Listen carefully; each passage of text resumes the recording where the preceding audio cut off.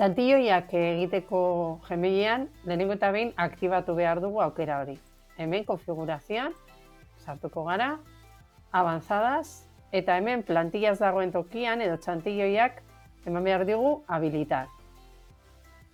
Guardar cambios, eta hori eginda dagoenean, aukera izango dugu ja txantilloiak sortzeko, erabiltzeko.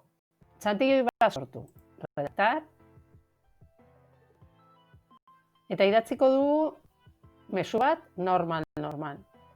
Mezuaren informazioa.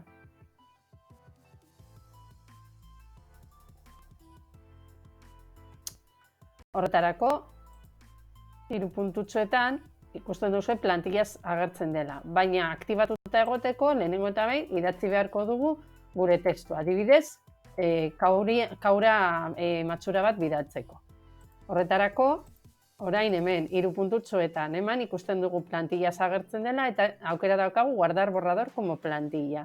Eta hemen izena jarriko dugu, guardar como plantilla nueva eta jarriko dugu matxurak. Ordetzen dugu eta listo.